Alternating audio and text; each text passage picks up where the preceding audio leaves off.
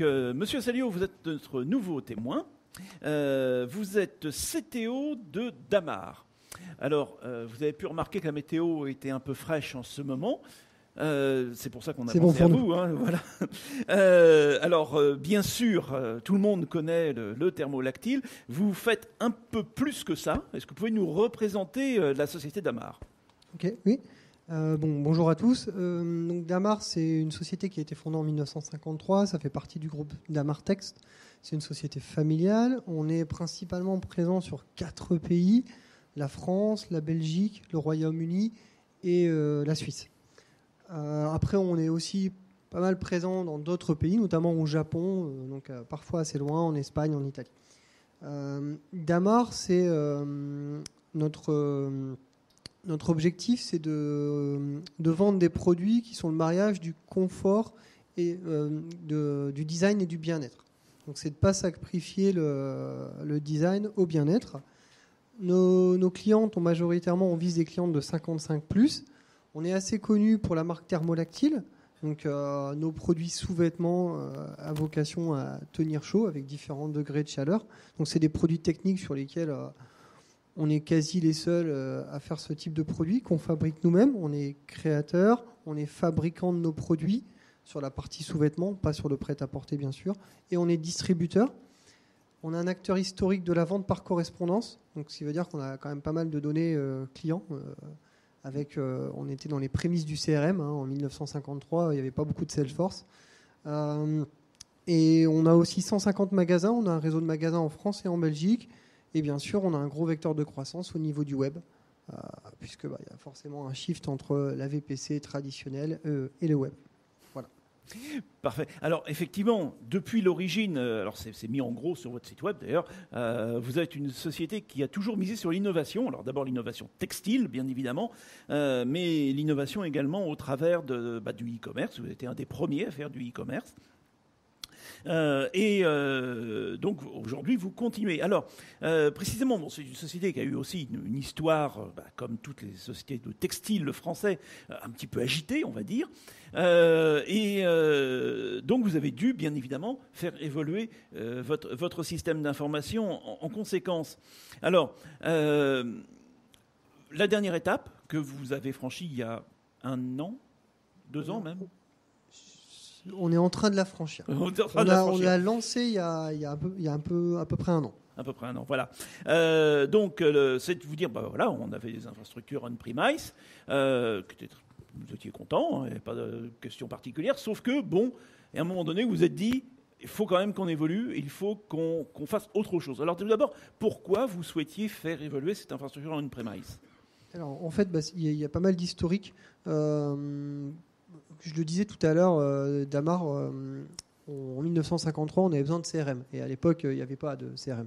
Donc on a énormément d'infrastructures et d'applications développées en propre sur des plateformes toutes spécifiques et très hétérogènes. Donc moi, quand je suis arrivé à peu près il y a un peu plus d'1 an chez Damar, je me suis dit c'est un musée, quoi. Il y a toutes les technologies, il y a des choses qui ont 10-15 ans d'âge. Donc on avait une obsolescence énorme. Donc avec une volonté de rationaliser tout ça, de corps modéliser et surtout aussi d'apporter l'agilité. En fait, la prise de conscience, elle est arrivée quand il y a eu la transformation de la marque, avec modernisation de la marque, etc., où la direction générale s'est rendue compte, en fait, le frein partout, c'est l'IT. À chaque fois, je ne peux pas faire de POC parce que l'IT ne me le permet pas. Sur mon site internet, je veux développer, le click and collect, je ne peux pas parce que c'est pareil, l'IT ne le permet pas, parce que quand il y a 3 ou 4 CRM, 4 back-office, ça devient tout de suite compliqué, surtout quand on n'a pas de plateforme d'intégration. Donc il y a eu cette prise de conscience et du coup un gros plan de transformation sur l'IT. Et donc sur la partie infrastructure, clairement une forte obsolescence.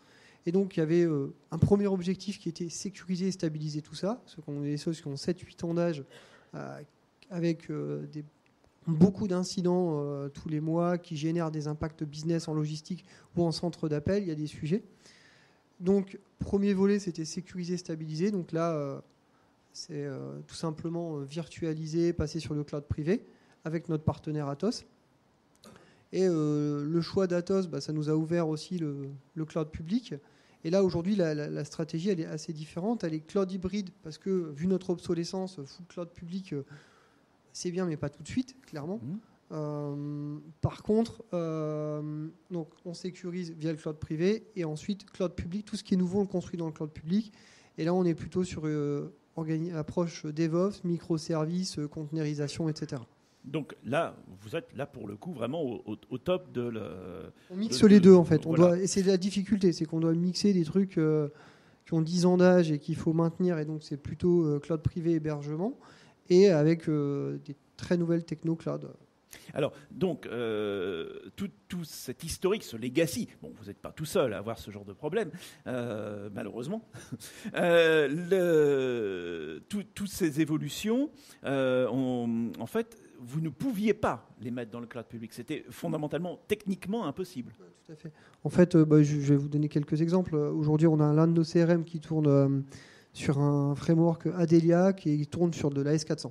Donc ça marche pas trop bien, surtout sur les versions qu'on a, parce qu'on a une obsolescence infrastructure, on a une obsolescence au niveau des operating systems, on a une obsolescence sur les middleware, sur les databases, et tout est vraiment se tient, tout est lié en fait. Il y a beaucoup d'adhérence, ce qui fait qu'on a été obligé de construire beaucoup de choses à côté.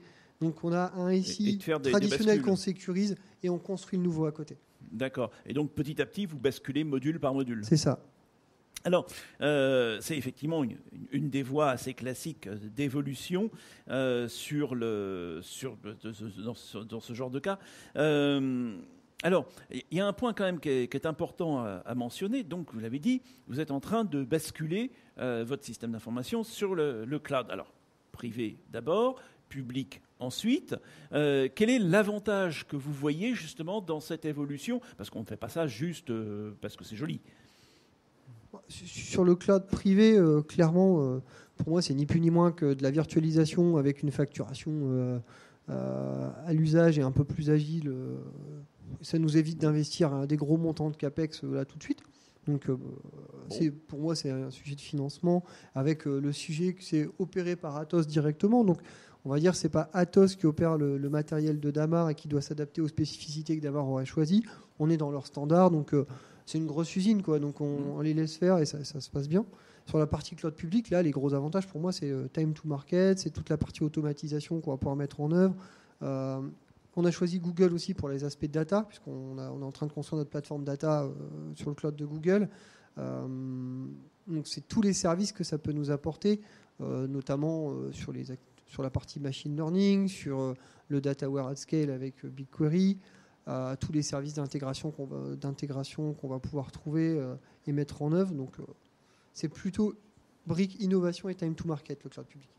Et comment vous faites pour que finalement tout ça fonctionne bien ensemble ? Parce que là, pour le coup, vous nous dites, voilà, on a les vieux machins, le cloud privé au milieu, le cloud public à droite. C'est quand même 3 générations différentes et il faut que tout ça fonctionne ensemble. Pour moi, il y a 2 prérequis. Alors, le premier, en plus, c'était très vrai chez Damar quand je suis arrivé, c'était pas fait. C'est le réseau. Ça, c'est la première chose. Il faut que c'est les fondations, quoi. On ne construit pas une maison sur un lit de sable. Hein. Donc là, c'est pareil. Il faut construire le réseau avant. Donc il y a quand même un peu de trucs, un peu de mode tunnel au départ. On va faire du réseau, etc. Et clairement, on ne voit pas trop de bénéfices. Et après, la deuxième chose, pour moi, c'est la plateforme d'intégration. Ça, pour moi, c'est majeur. C'est la capacité de décorréler tout ce qui est nouveau, front, avec le vieux back. Et du coup d'être sur des standards d'API classiques. Donc voilà, pour moi, c'est les 2 éléments importants. Et donc ça veut dire être capable après de pouvoir changer une brique ancienne, remplacée par une brique nouvelle ailleurs, dans une autre infra. En fait, l'approche de Pure Storage qui est expliquée tout à l'heure, c'est ni plus ni moins que le microservice au hardware. Oui. Là, on est sur une approche microservice de plus en plus, quoi. Alors, tout ça, c'est très bien sur le papier, ça a l'air génial tout ce que vous avez fait, mais c'est pas un peu cher ?